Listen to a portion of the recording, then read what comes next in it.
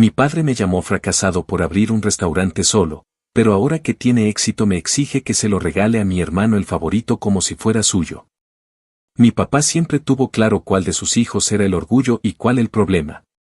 Desde que tengo memoria, él veía en mi hermano menor una especie de reflejo de sí mismo, sociable, carismático, con esa facilidad para encajar en cualquier grupo sin mucho esfuerzo. A mí, en cambio, me veía como el que siempre estaba metido en la cocina con mi abuela, el que prefería pasar los fines de semana experimentando recetas en lugar de salir a fiestas o hacer deportes. Para él, eso no era pasión, era pérdida de tiempo. Cada vez que decía que soñaba con abrir mi propio restaurante, él se burlaba sin siquiera disimularlo. Decía que si quería tirar mi vida a la basura entre ollas y platos sucios, que no contara con él. Que eso de emprender sin tener una carrera de verdad era una estupidez que solo podía salir de alguien como yo, que nunca supo tomar decisiones inteligentes. No fue una sola vez. Fue una cadena de humillaciones pequeñas que, con el tiempo, pesaban más que cualquier grito. Como cuando le conté que había conseguido trabajo en una cocina de barrio mientras ahorraba para mi proyecto, y él soltó un "eso es lo que vas a poner en tu currículum, que sabes pelar papas". O como cuando me pidió que fuera a una cena familiar solo para anunciar, frente a todos, que estaba orgulloso de mi hermano por haber conseguido una pasantía en una empresa, mientras que yo seguía jugando a ser chef. En ese entonces, yo apenas comenzaba a juntar dinero, trabajando dobles turnos entre cocina y catering, durmiendo poco y comiendo mal, pero con una convicción que no se me fue ni en los peores días. No tenía apoyo, pero tampoco tenía dudas. Cuando por fin logré reunir lo suficiente para rentar un pequeño local en un barrio popular, no lo anuncié con bombos ni platillos. Solo se lo conté a mi mamá, que fue la única en la familia que siempre me tendió la mano sin juzgarme.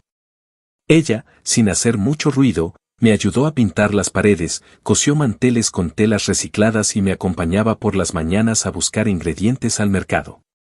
Era un sitio humilde, pero tenía alma. En ese espacio de paredes desgastadas y estufa prestada, yo sentía que estaba sembrando algo mío. Diseñé un menú con platos caseros, inspirados en lo que cocinaba mi abuela, sopas espesas, arroces con sabor a hogar, carnes en reducción de jugos naturales y una salsa picante que terminé perfeccionando durante meses de pruebas silenciosas. Cada detalle tenía mi firma, desde la carta escrita a mano hasta la música de fondo que cambiaba según la hora del día. No fue fácil. Los primeros meses apenas y podía cubrir los gastos. Algunos días no venía casi nadie. Había momentos en los que dudé, claro, como cuando un proveedor me fallaba o cuando un cliente se quejaba sin razón. Pero también había señales. Como esa pareja que volvió 3 veces en una semana solo para repetir el mismo plato. O esa señora mayor que me dijo que mi sopa le recordaba a la de su madre. Poco a poco, sin anuncios, el lugar se empezó a llenar. Gente del barrio, curiosos que pasaban, familias que se pasaban el dato. Pronto tuve que contratar a un par de ayudantes, improvisar una terraza y hasta rechazar pedidos por falta de espacio. Fue ahí, justo cuando sentía que por fin podía respirar con algo de orgullo, que sonó el teléfono y vi el nombre de mi papá. No llamó para felicitarme. Llamó con ese tono que siempre usaba cuando se creía con autoridad sobre mi vida.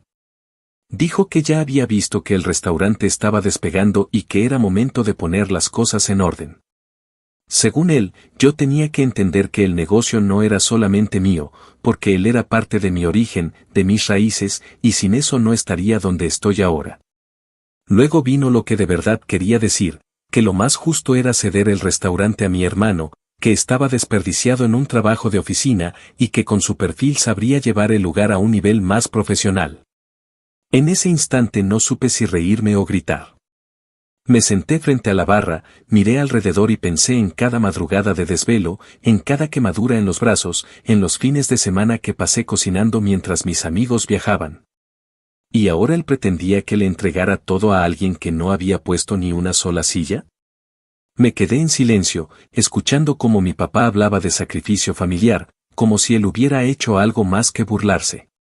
Me dijo que me convenía, que así todos quedábamos bien, y que no hiciera un escándalo por algo que debía verse como una muestra de unidad. Colgué sin decir una palabra. Me temblaban las manos, no por miedo, sino por rabia. Entendí que para él, yo siempre iba a ser menos. Que ahora que tenía algo valioso, su forma de no reconocer mi esfuerzo era quitarme lo que construí. Pero si creía que yo iba a ceder, estaba a punto de descubrir que esa etapa de obedecer ya había quedado atrás. Esta vez, no iba a quedarme callado. Actualización 1. Pasaron alrededor de 3 meses desde esa llamada, y aunque al principio pensé que quizás todo quedaría en una simple amenaza al calor del ego herido de mi papá, lo cierto es que subestimé cuán lejos podía llegar su necesidad de control. Lo que empezó como una exigencia absurda, pronto se convirtió en una campaña silenciosa, pero muy bien planeada, para empujarme a entregar el restaurante sin tener que pedírmelo de frente otra vez. Empezó con comentarios en las reuniones familiares, esas que yo evitaba por sanidad mental pero que aún ocurrían sin falta. Mi mamá me contaba, con cierta incomodidad, que él se la pasaba repitiendo frases como a este muchacho se le subió el éxito a la cabeza o si yo no le hubiera inculcado disciplina, no tendría ni cómo pelar una papa. Aseguraba que el restaurante era, en parte, mérito suyo porque me había criado con valores, aunque nunca estuvo presente cuando más lo necesité. Luego vino el segundo paso, mucho más evidente. Convenció a varios familiares de que lo justo era que el negocio familiar, así lo llamaban ahora, como si se tratara de una herencia compartida y no de un proyecto levantado con mis propias manos, pasara a manos más hábiles. Y por supuesto, el único nombre que repetían era el de mi hermano. Él, como era de esperarse, no hizo mucho por detener esa narrativa. Al contrario, empezó a acercarse de manera sutil, disfrazando sus visitas de interés fraternal. Pasaba por el local en horarios muertos, se sentaba en una de las esquinas, pedía un café o una empanada y me hacía preguntas supuestamente inocentes sobre el funcionamiento interno.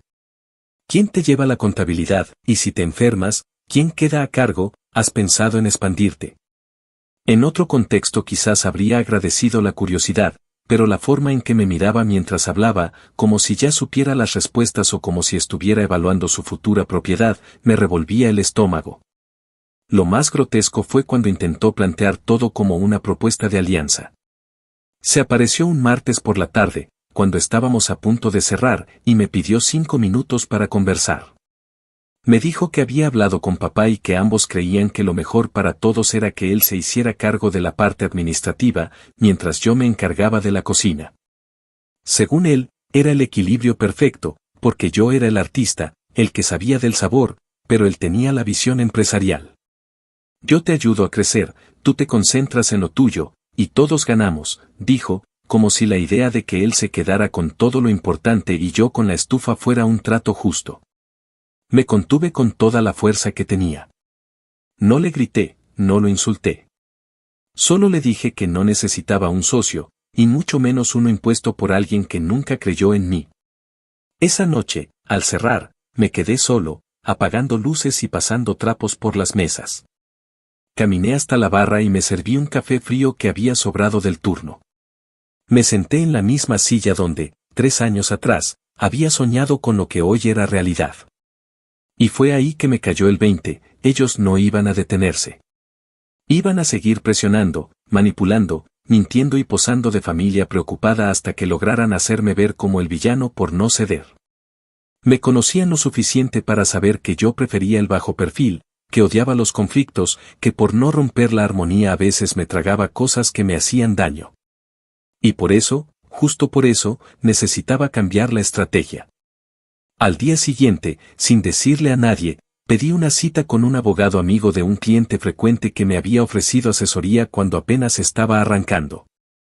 Le conté todo, cómo había montado el restaurante, el tipo de sociedad que tenía, los contratos con proveedores, los documentos que me daban el control absoluto de la operación.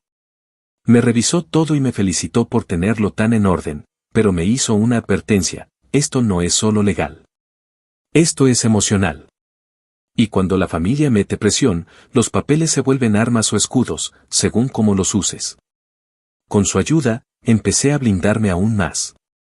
Registré formalmente el nombre del restaurante como marca, reforcé cláusulas internas que protegían la propiedad intelectual del menú y establecí límites muy claros en los contratos laborales. También escribí, con su ayuda, una carta donde dejaba en claro que cualquier intento de cambiar la dirección, el concepto o el manejo del lugar sin mi consentimiento sería considerado una violación directa de mis derechos como fundador y único propietario. Era algo simbólico, sí, pero también contundente. La guardé en una carpeta física y otra digital. No tenía miedo, pero tampoco iba a ser ingenuo. Durante esas semanas me dediqué más que nunca al restaurante. Me pasaba todo el día en el local, no solo cocinando sino afinando los procesos, capacitando al personal y fortaleciendo relaciones con clientes y aliados. Sabía que ellos seguirían intentando, pero mientras yo tuviera la estructura clara y la cabeza firme, no había forma de que me movieran. Incluso hablé con algunos proveedores clave, a los que les pedí discreción en caso de que alguien más intentara negociar a mis espaldas. Todos me prometieron lealtad, no porque me tuvieran miedo ni porque yo les pagara mejor que otros, sino porque sabían que era un tipo justo, cumplido y comprometido. Lo más duro, sin embargo, fue enfrentar a mi mamá. No porque ella me reclamara algo, sino porque se le notaba el dolor. La vi un día sentada al fondo del restaurante, revolviendo una sopa que ya se había enfriado, y me dijo sin mirarme, «Tú no sabes lo que duele ver a los hijos pelear así». Le tomé la mano y le respondí que no estaba peleando, que solo me estaba defendiendo. No dijo nada más. Se levantó, me besó en la frente y se fue. A partir de ese momento, me prometí que no iba a permitir que me arrebataran lo que había levantado con tanto sacrificio. Si ellos querían guerra, yo no iba a darles espectáculo, pero sí les iba a mostrar que el tipo al que siempre llamaron fracasado era más fuerte de lo que jamás imaginaron. No con gritos. Con hechos. Con estructura. Con inteligencia. Y con un silencio que pesara más que cualquier palabra. Actualización 2. Habían pasado ya 9 meses desde aquella primera llamada en la que mi papá, con toda la arrogancia del mundo, exigía que entregara mi restaurante como si fuera un juguete que él podía repartir entre sus hijos según le viniera en gana.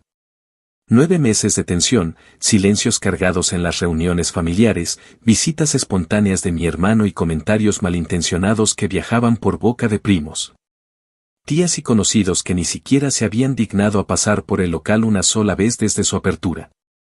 9 meses en los que, lejos de doblarme ante la presión, había seguido adelante con el mismo empeño con el que comencé, pero ahora con la firmeza de alguien que ya no tenía miedo de marcar límites. Durante ese tiempo, el restaurante no solo creció, explotó.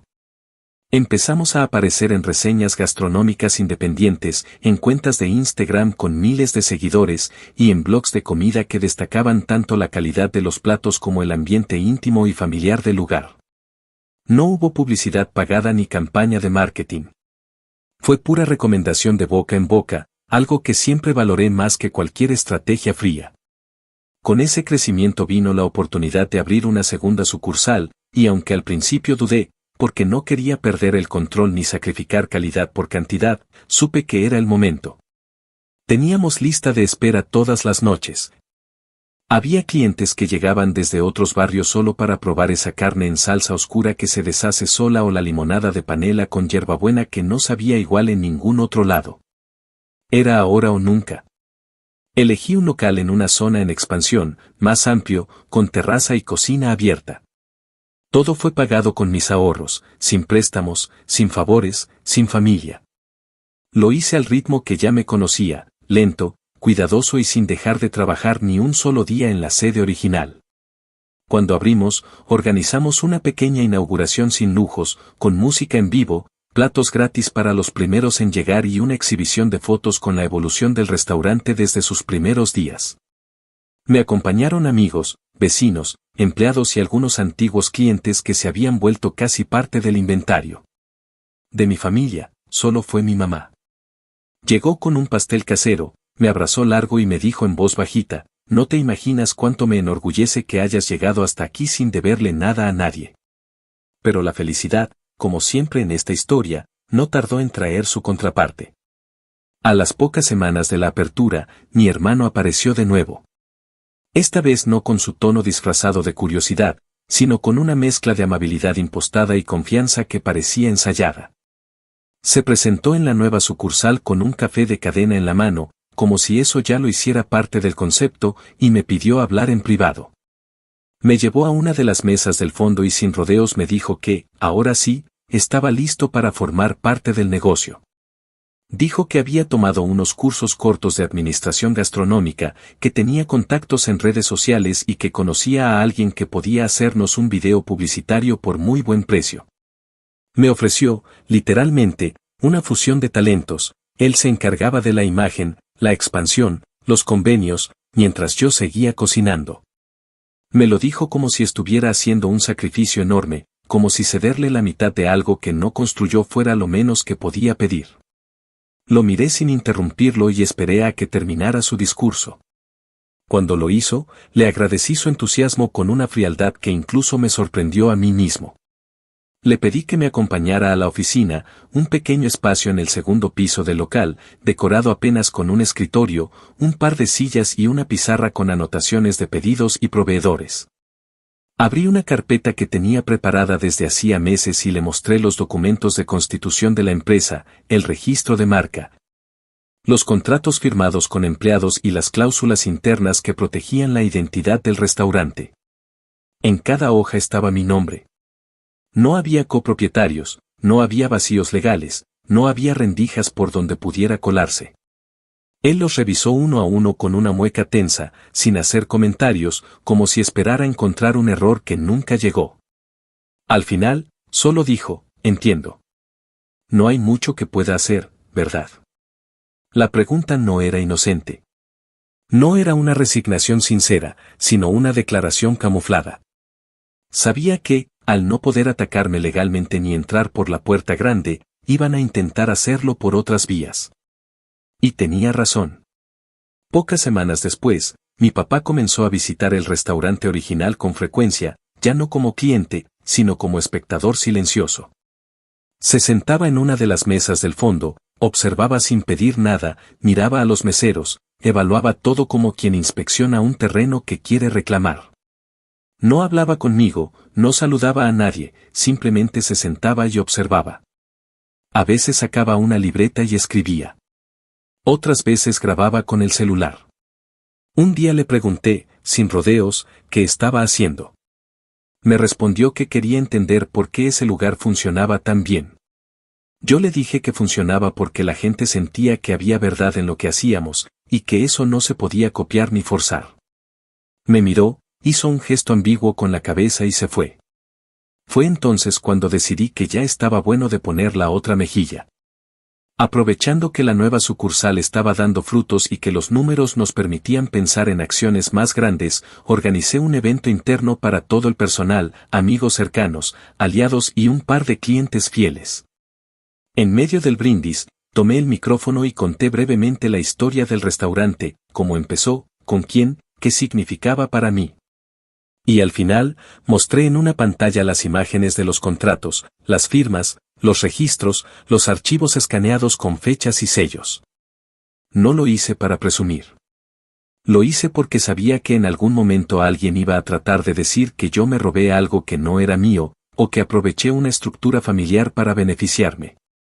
Quería dejar en claro, frente a testigos, que ese restaurante era mío, no por papeles, sino por todo lo que había puesto en él desde el día 1. Mi papá y mi hermano estaban en esa sala. Mi hermano no pudo sostenerme la mirada. Bajó la cabeza como si por fin entendiera que esto no era un juego, que no podía ir por la vida reclamando el mérito ajeno solo porque se lo permitieron toda su vida.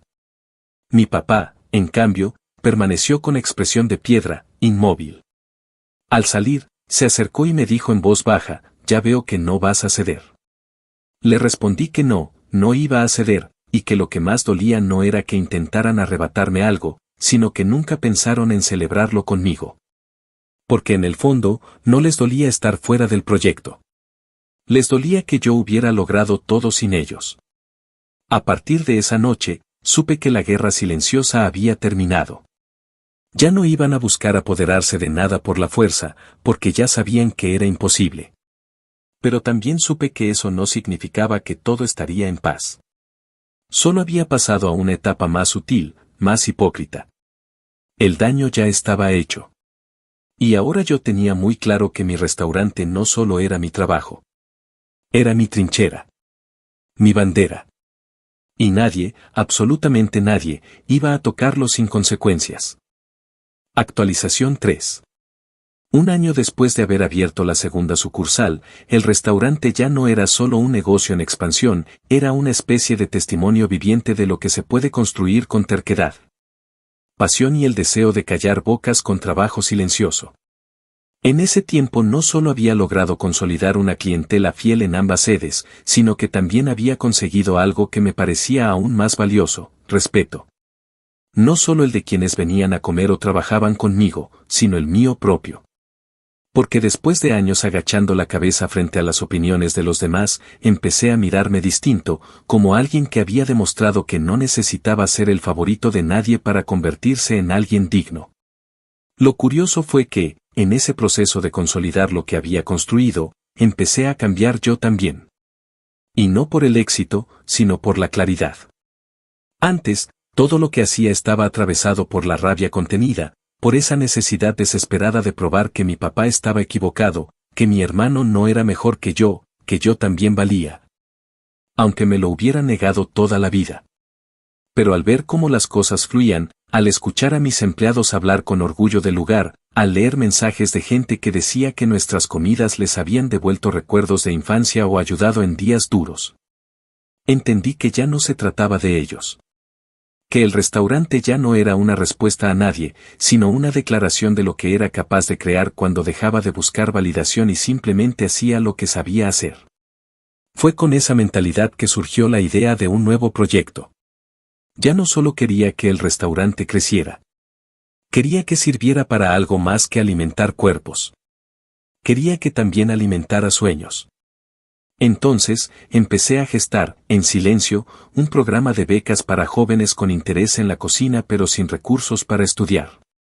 Hablé con algunos aliados, diseñé una estrategia sencilla y funcional, y al cabo de unos meses, tenía lista una iniciativa que me ilusionaba más que cualquier apertura de local. Un fondo que se financiaría con un porcentaje fijo de las ganancias mensuales de ambas sucursales y que cubriría estudios técnicos, cursos de cocina y materiales para jóvenes de bajos recursos del barrio. No quise hacerlo público de inmediato. Quería que el anuncio fuera simbólico, que significara algo. Por eso decidí revelarlo en el aniversario del primer restaurante. La celebración fue modesta, pero muy emotiva. Cerramos por un día completo, decoramos el local con fotos de nuestros inicios, videos del primer año, mensajes escritos a mano por clientes y empleados. Invitamos a gente que había estado desde el principio, desde el repartidor que un día me prestó su carrito de carga cuando aún no teníamos proveedores, hasta la señora de la esquina que siempre me dejaba fruta fresca a precio de barrio. Había música suave, un ambiente casi íntimo, y cuando llegó el momento del discurso, tomé el micrófono con las manos un poco temblorosas y hablé con el corazón en la garganta. Conté cómo había empezado todo, lo que había significado levantar ese lugar desde cero, lo que me había costado emocionalmente mantenerlo. Y sin nombrar directamente a mi familia, hablé de lo difícil que es seguir creyendo en uno mismo cuando las personas más cercanas son las primeras en sembrarte dudas. Dije que uno no siempre tiene una red de apoyo, pero que a veces, si uno logra sostenerse los primeros kilómetros solo, la vida te va poniendo aliados en el camino.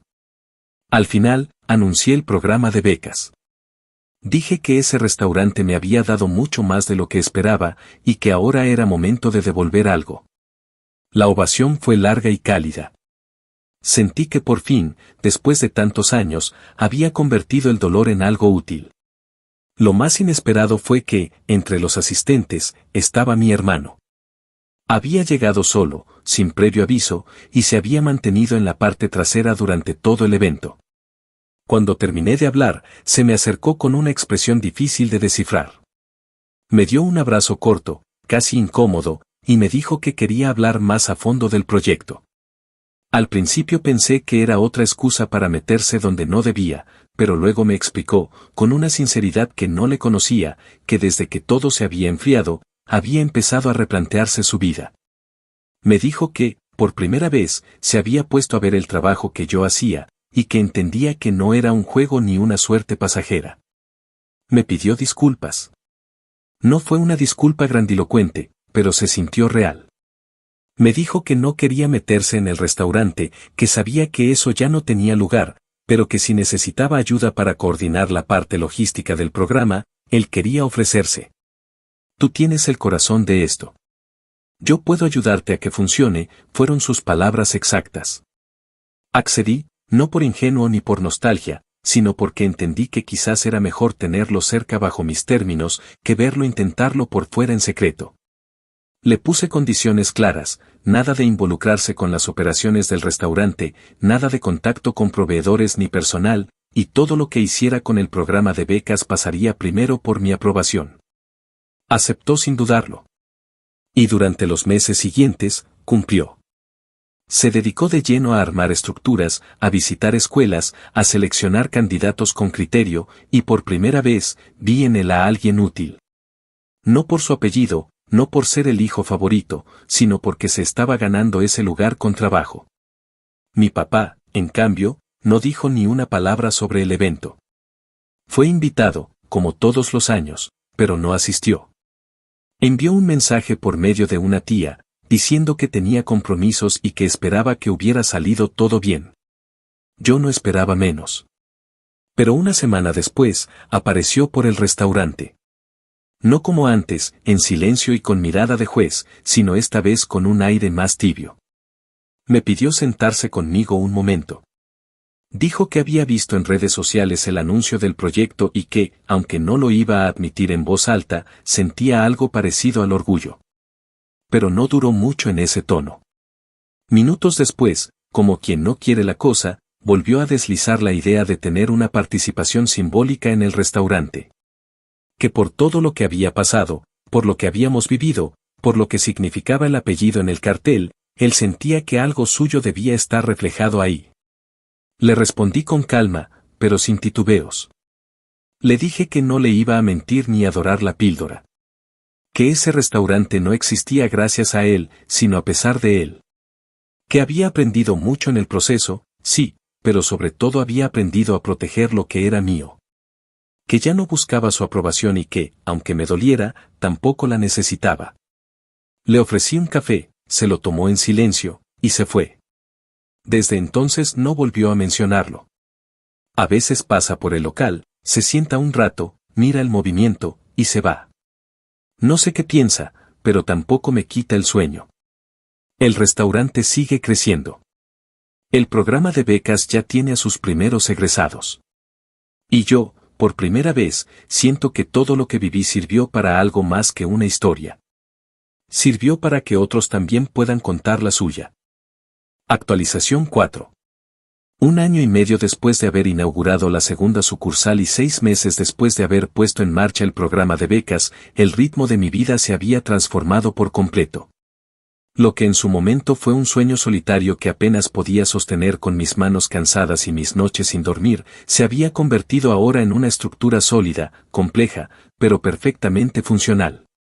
Teníamos 2 restaurantes andando con estabilidad, un equipo de más de 20 personas trabajando entre ambas sedes, relaciones consolidadas con proveedores y aliados comunitarios.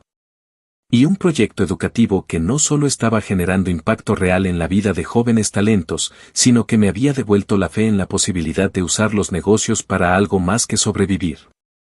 Me sentía orgulloso, sí, pero más que nada, en paz. Por primera vez, me despertaba por las mañanas sin la ansiedad constante de tener que probarle algo a alguien.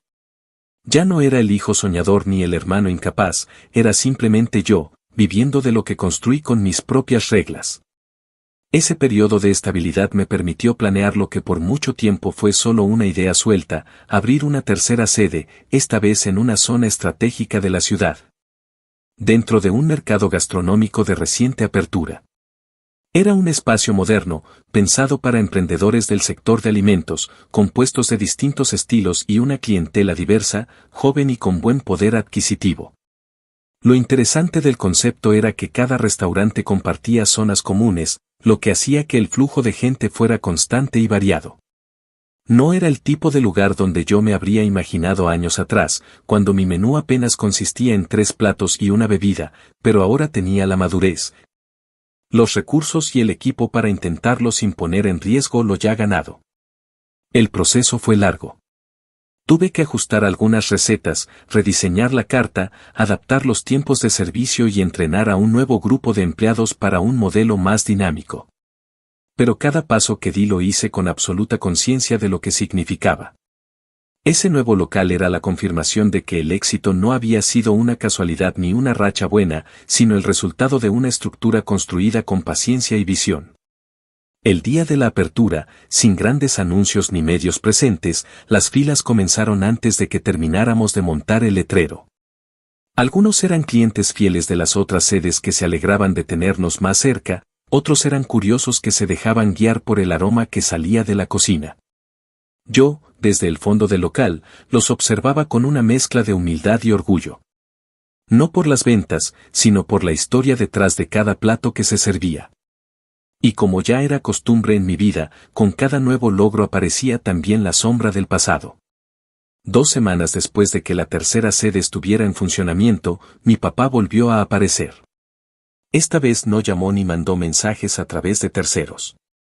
Se presentó directamente en el local, sin avisar, acompañado de un amigo suyo, un viejo conocido de la familia, de esos que siempre han vivido a punta de favores, historias infladas y relaciones personales. Y pidió hablar conmigo. Lo hice pasar a una zona tranquila, pensando que quizás, después de tanto, venía con una intención diferente. Pero no. Apenas nos sentamos, soltó con absoluta naturalidad que había estado reflexionando, que entendía mi postura y que no buscaba quitarme nada. Sin embargo, creía que era momento de que el apellido familiar estuviera representado formalmente en el proyecto. No por mí, dijo, sino por el legado. Me propuso que nombráramos una parte del restaurante, una sala privada, una sección del menú, lo que fuera, con el nombre de mi abuelo o de él, como una forma simbólica de reconocer las raíces de la familia. Luego, y casi como si fuera un detalle menor, añadió que sería bueno discutir una posible participación accionaria, aunque sea pequeña, como forma de formalizar esa presencia. Lo escuché sin interrumpirlo. No porque me costara hablar, sino porque ya no me sorprendía. Mi papá era incapaz de reconocer mi trabajo sin buscar colgarse de él. Siempre encontraba una manera de poner el apellido por encima de la individualidad, como si todo lo que hacíamos los hijos tuviera que ser una extensión de su historia, incluso cuando él no había hecho más que obstaculizarnos. Pero esa vez no respondí con ira ni con sarcasmo. Le hablé con la misma tranquilidad con la que hablaba con mis clientes habituales. Le dije que el restaurante no era una empresa familiar, sino un emprendimiento personal que se volvió colectivo gracias al trabajo y al compromiso de personas que creyeron en mí cuando nadie más lo hizo. Que el apellido ya estaba representado cada vez que alguien me llamaba por mi nombre, porque yo no lo ocultaba ni renegaba de él. Pero que no iba a convertir mi restaurante en una especie de altar para limpiar la conciencia de otros. Le conté, sin reservas, que parte de las ganancias estaban siendo destinadas a un fondo privado para garantizar la atención médica de mi mamá, quien a pesar de todo siempre estuvo a mi lado. Que otra parte se usaba para sostener el programa de becas y que lo que quedaba era reinvertido en el crecimiento del proyecto y en asegurar el bienestar de todos los empleados. Le dije que no había espacio para egos, homenajes vacíos ni figuras decorativas. Y que si él quería participar en algo, podía hacerlo como cualquier otra persona, comiendo, compartiendo, respetando. No le gustó. Me miró con decepción, como si yo fuera el ingrato que no sabía honrar a su padre. Pero esta vez no hubo manipulación emocional que funcionara. Lo dejé ir sin promesas, sin concesiones, sin explicaciones adicionales. En paralelo, mi hermano había seguido vinculado al programa de becas y para mi sorpresa, su compromiso había sido constante y honesto. No se metía en temas del restaurante, no hablaba en nombre de nadie, y había demostrado que cuando dejaba de competir por aprobación, podía ser útil de verdad. Un día, mientras almorzábamos en una fondita cerca de una de las escuelas con las que trabajábamos, me dijo sin rodeos que se sentía mal por haber intentado quitarme algo que ahora entendía no solo como un negocio, sino como una extensión de mi historia. Me agradeció por no haberlo excluido y me confesó que, si hubiera logrado meterse a la fuerza, se habría sentido vacío. Le respondí que no había hecho nada por él, sino por el proyecto. Que lo incluí porque funcionaba. Porque hacía las cosas bien. No por sangre. Y creo que eso, más que cualquier perdón, fue lo que necesitaba escuchar. Desde entonces, nuestra relación empezó a sanar de a poco. Ya no como hermanos en competencia, sino como dos personas que habían tomado caminos distintos y por fin se encontraban en una ruta común. No se trataba de borrar el pasado, sino de no permitir que siguiera marcando cada paso del presente.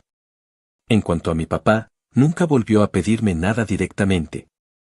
Pero un día, sin decir palabra, se sentó en una de las mesas del mercado gastronómico, pidió un plato, se lo comió en silencio y dejó una propina generosa. No miró hacia la cocina, no pidió hablar conmigo, solo comió y se fue. Supongo que, para alguien como él, ese gesto fue su forma de aceptar que ya no tenía control sobre nada. Actualización final. Pasaron 2 años desde aquella conversación final con mi papá en la tercera sede, y aunque desde fuera todo parecía haber alcanzado un punto de equilibrio, el negocio marchando con fuerza.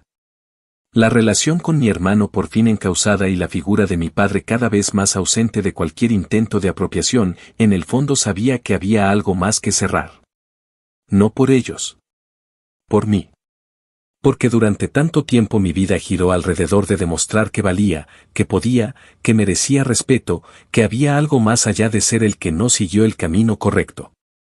Y aunque en la práctica ya lo había probado 1 y 1000 veces, necesitaba hacer algo que rompiera con ese ciclo definitivamente, no para recibir un aplauso, sino para dejar de cargar con un pasado que, a pesar de todo, aún tenía garras escondidas en los pliegues de mi memoria. Fue en ese contexto, ya con una estructura consolidada en los 3 locales, con el programa de becas funcionando como una institución en sí misma y con el reconocimiento de medios regionales que destacaban no solo la calidad del restaurante, sino su impacto social, que me invitaron a participar en una entrevista para una revista gastronómica nacional. No era la primera vez que me pedían hablar de mi historia, pero hasta ese momento siempre había dicho que no. No porque tuviera algo que esconder, sino porque sentía que abrir esa puerta públicamente era revivir cosas que prefería dejar en lo privado. Pero esta vez fue diferente. Quien me contactó no quería hablar solo de la comida ni del negocio.